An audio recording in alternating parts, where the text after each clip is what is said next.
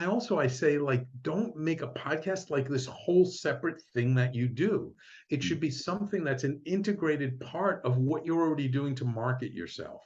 So if you're already posting on social media, if you're already writing a blog, if you're already doing these other things to put yourself out there, you want to integrate the podcast into it so that you're talking about the exact same things that you're posting about and that you're writing about in your blog, so that you're repurposing content over and over again. Or you use your podcast and you take great material from their podcast and then you use that to make your social media posts and write your blog from it, so you can actually save a lot of time. Yeah. Now, a lot of it is picking the topic for each communication and like the sort of things that you want to say. And if you figure that out for any written media, then you've done the prep for either video or audio. And so go for it, right? I'm Eric Asbeck, and for all you podcasting, either that you're doing it or you're interested in doing it, we've got a real treat for you today. Sam Liebowitz is the executive producer of talkradio.nyc. It's a big deal, and there's a lot of channels. He's got a lot of really cool folks on the network. So anyway, I'm going to stop. Hi, Sam. How you doing? Great, Eric. Thank you so much for having me on your show. I truly appreciate it. Give me You're a welcome. chance to connect with your audience. Awesome. I could go on, and I just realized I can let you do that. So Yeah. let me just say, so tell me about what's your point of view about podcasting and why it's so important?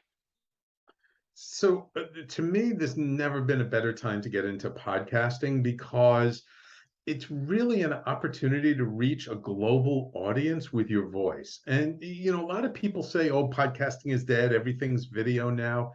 And I'm not finding that to be the case at all, because a lot of people will download a podcast and listen to it while they're going out jogging or mowing the lawn or doing something else, which when it's audio, you can do that. But when it's video, it takes your full attention and you got to watch it. So I believe there's always going to be a place for podcasting.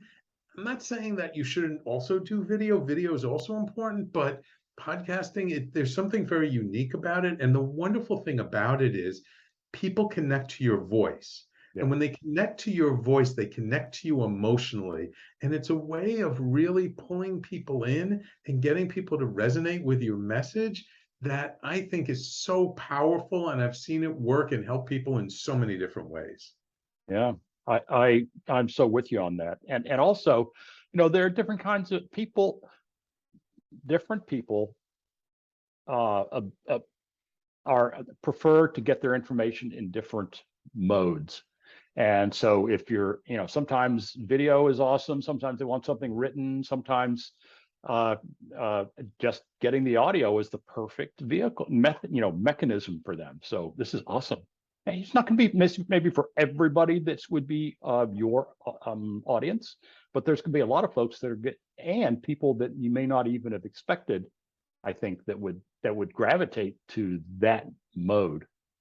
Makes Absolutely. sense? Especially in the worldwide audience, because, in the United States, in North America, we're kind of spoiled. We all have great internet, and it's not always like that all over the world. So with audio, it also takes a lot less bandwidth than video. So you'd be surprised. We're on the worldwide part of it. Audio is really a good place to be. Again, like you said, certain people will resonate with it, certain won't. So it's really up for the individual person to decide, what do you like to do? Do you like to talk? Do you like to be on camera? Do you like to write? Right. I always believe in leaning into our strengths. So if you love to talk, it's a great vehicle for connecting to an audience. Yeah. Even if you have videos, you can strip the audio out and you got a podcast. Exactly. So, well, let me ask, what are some of the some of the common myths about podcasting, and how would you debunk them? So one of the things, first of all, is people think, oh, everyone's doing a podcast. It's too crowded a space. I shouldn't bother doing it. And it couldn't be the furthest thing from the truth, because if you look at the statistics, less than 1 in 5 podcasts are actually still active. And I forget the number exactly, but it's like over 80% of podcasts never even make it past their 10th episode. Mm, So there's a tremendous opportunity for people who are interested in podcasting. So that's number one. Myth number two is that it takes a tremendous amount of time. Now, I'm not saying that it doesn't take some time. It absolutely does. But when you've got a system, when you get into your groove and you get into a certain routine, it really doesn't take quite as much time as people think it does.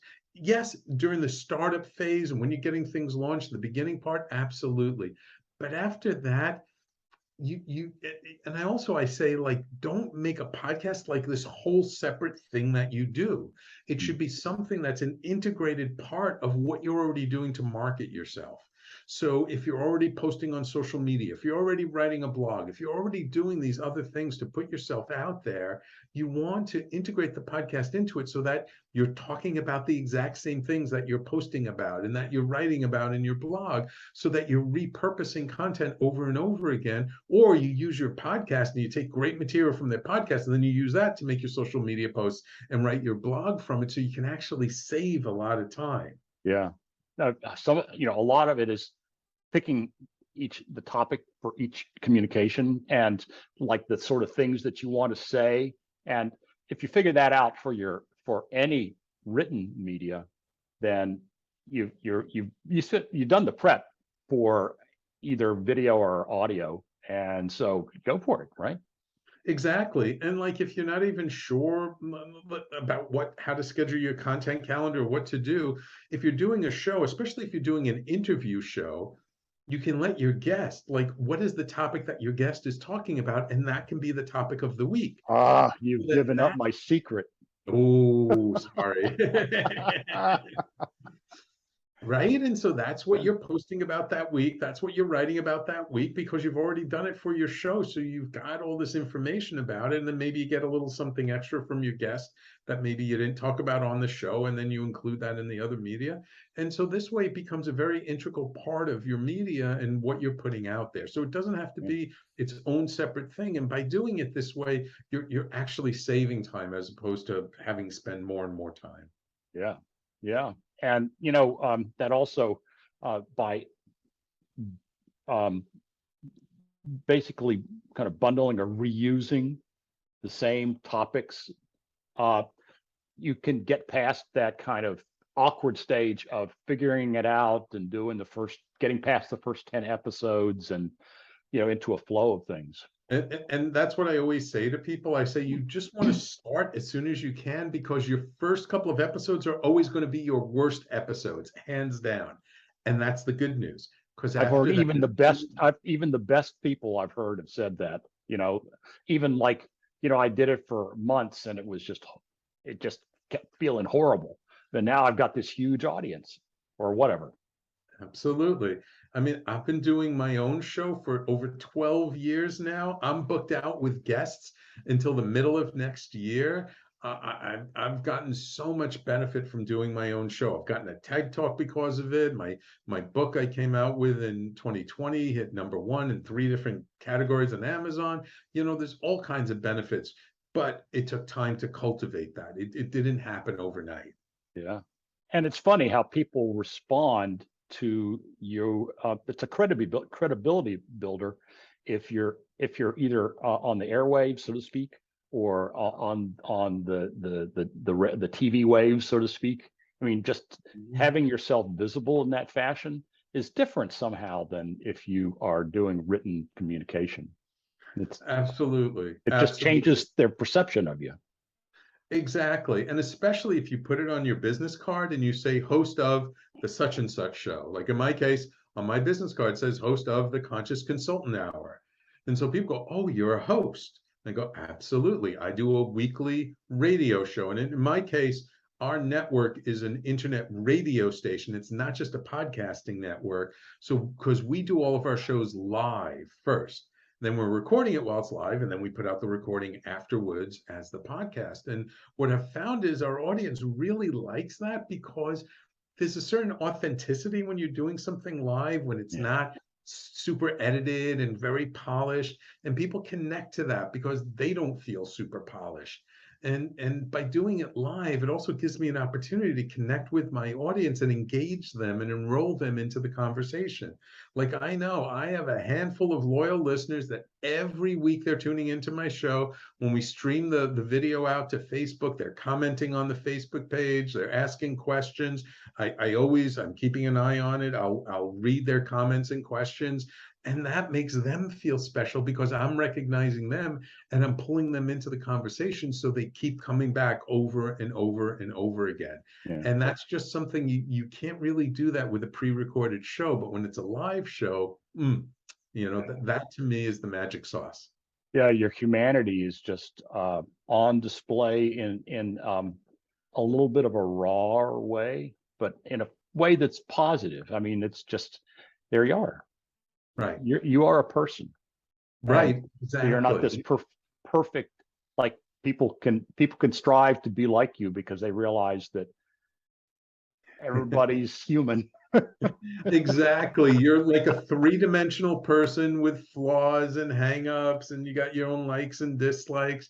And so when people see that, you're much more relatable. It's much easier for people. And again, you're not going to be relatable to everyone, but you are going to be relatable to your tribe, because your tribe are the people who, when they listen to you, just what you say and how you say it, it just resonates with them. And when it resonates with them, then they're going to be more attracted to you. Yeah, yeah. Well, so this is a perfect time for me to ask, because you've been doing this for a while and you've worked with a number of people. So is there somebody that you've mentored or coached that comes to mind and that would help us to understand the kind of transformation that you provide? Well, people don't realize really the power of doing a show. And one of my best examples, I use him all the time, is Tony Martignetti. He worked with me for over 10 years.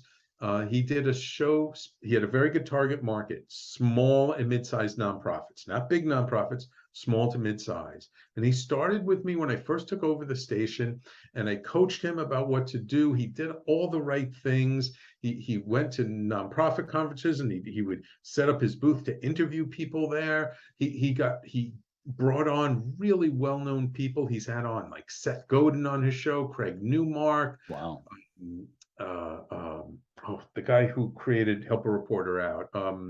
Oh, right. I know it, but I don't know him. But yeah, that's a big deal. Anyway, yeah. So he's out on tremendous people. And what happened is, over time, he started getting mentioned in these nonprofit industry blogs. And he started getting named as a top thought leader for the year in the nonprofit space. And they would say things like, and if you like our 9 other top 10 thought leaders, they've all been guests on Tony's show. And so because he had on these great people on his show, I kind of call it the halo effect. Everyone started to think he knew everything about nonprofits, but he actually only does 2 things for nonprofits. And people would start calling him up and say, hey, can you do this for me? He goes, no, I don't do that. Hey, can you do that for me? No, I don't do that, but I know somebody who does. I know a guy. Yeah, I know a guy. Yep. He had like his cadre of reoccurring guests who would contribute on things like the legal aspect, the technical aspect, the prospect research aspect, different things like that. He only did charity registration and planned giving, but everything else he would refer to one of his cohort. But he and that's really that's such a valuable thing to say, because it's like, if you try, I mean, I have for myself, I can know some certain things pretty deeply, and then there are other things that I know a little bit, but I just know that I'm not the right person for them to be getting like the kind of guidance they're looking for. But I know somebody that does. Right. But I'll go find somebody.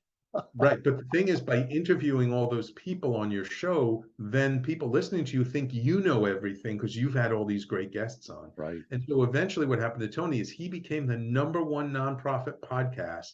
And on iTunes, he had more than double the number of subscribers that the second number podcast had. Wow. So he's really like, and he's like semi-retired now. He's He moved out of New York City. He's living down in somewhere near Myrtle Beach. But it raised his visibility in his industry tremendously, gave him tons of great content, and he had a lot of fun doing it. And Yeah. he ended up like taking a stand-up workshop, and he's actually performed at some of the stand-up comedy clubs in New York City, and he would integrate it in, and he was a really fun interviewer. Like I loved and listening to him when he did his show, because he just had so much fun doing it, and had this Sure. very self-deprecating humor. And so it just, there's so many ways in which having a show can help you and serve you, and if you just stick with it, the transformation over a period of time, it is amazing to behold. And the thing is, it's very incremental, so you don't even notice it until it's like you take a look back 5-10 years later and go, oh my God, I can't Right. believe it. I mean, Right. I probably have over 650 episodes of my show out there now, because there are many times I did a double episode. Right. And I just can't believe I've recorded so much content. I have the hard drive at home. I have all these episodes. I'm like, oh my It's God. it's it's literally it's time in the saddle, you Yeah, know. And exactly. and the other thing that kind of shows up is for yourself and for Tony, like I'm sure I suspect that Tony didn't start out by saying, you know what, one of the things I want to do is get some comedy stuff going and integrate that into a show. It was like that sort of happened organically as time went Right, on, because it was right, he was attracted to it, but right. those opportunities just sort of start to show up in the flow. So Mhm. it's, I mean, that's my experience at least. Absolutely. Like one of the shows on my network now is a show all around pets and animal advocacy. And the woman who started it, and she does it with this, Valerie does it with Tommy. And she was telling me the other day, like how she's gotten so many opportunities, and she's like, they're doing an event now called the Compassion Awards, I think, and they're getting sponsorship for the event because of the show, and she's talking to people about doing businesses with them in the animal industry, and she goes, it's like opened up a whole world to her. Like this was like just a passion for her, and now it's turning into a thriving business for her. Which is if you are able to do what you love and it works for your whole life, that's just an awesome thing. Yeah, yeah. So And go ahead. I just was thinking, I think people are probably going to be wanting to be thinking, yeah, this sounds interesting. So the question is, are there some roadblocks they should watch out for? Well, the first thing is you want to make sure you do a good show. So you want to get a mentor, a coach, somebody who resonates with you, who can kind of help guide you past the landmines. Um, and you really want to create a show that you want to make sure that your audience is really interested in. So as you are keenly aware of, I'm a big believer in doing market research. So going out there and ask your target market, like first figure out who your target market is, but like ask them, what Right. kind of topics should I talk about in this area? I mean, define like what your area is. Like Tony, it's small and mid-sized nonprofits. It's a pretty big area actually, but it's like within there, what should we talk about? And then give it to them. I mean, it's amazing. Like if we actually ask the people we want to serve what they want, they will tell us. They will It's tell so you. funny. It's so funny how that works, right? Yes. And then you give it to them and they Yeah. think you're a genius. And one of the reasons that you're a great person for me to interview is because the people that I help, entrepreneurs and consultants that want to try to find financial freedom, once that's solved, they still are thinking, well, how can I get more visibility? How can I grow my business and fund the things that my plans and all that sort of stuff? And podcasting, I mean, But I mean, even if they haven't gotten to that full financial freedom part, doing something like a show, it like helps to raise your visibility, which you need to get to the financial freedom. totally agree. Sometimes again, like one of the myths of like, oh, I have to wait until I'm super successful to do a show. No, like doing a show can help you to be successful. Yeah, yeah, yeah. I mean, think about it let's say you're building your business, right? And there are a lot of aspects of the business you don't know.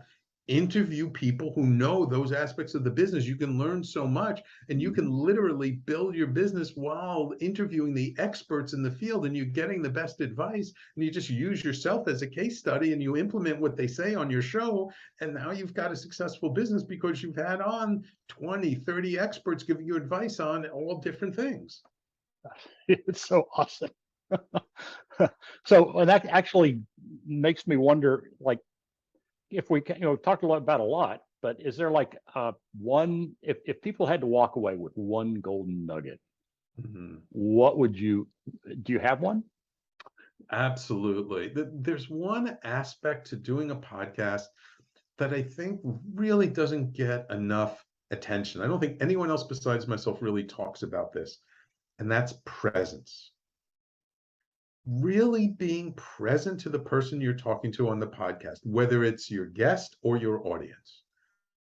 Because lots of times I see people and they're chatting with their co-host or they're chatting with their guest, and they're chatting about things that actually have nothing to do with what their guest just said and is completely uninteresting to their audience. Yeah. It's because of the lack of presence. They think like, oh, I'm just going to talk about whatever. But if you're really present to your guest, you will pick up golden nuggets, and you will then dig deeper into it that you don't have to be so prepared. Like, one of the things that I feel people waste too much time is too much time preparing, too much time researching their guest. Yeah, you have to know a little bit. You got to talk to them. But what makes a really good podcast is an organic, engaging conversation where you dig in maybe to certain things that your guest says that maybe someone else misses. Yeah. And this is the thing, that the biggest compliment I get all the time, especially from people who have like been interviewed on lots of podcasts, they say, oh my God, this was the best interview that I've ever done. And it's because I'm very present with my guest. Yeah. And I'm not just asking them what they gave me as their talking points or their questions. I'm thinking, what's interesting to me? And what are they saying that in the moment sounds very relevant and sounds like, oh, that would be something juicy to dig into. Let's dig into that. Yeah, I'm with you. Curiosity is how I kind of frame it in my mind. Just and to be curious, at least for myself, I'm engaged.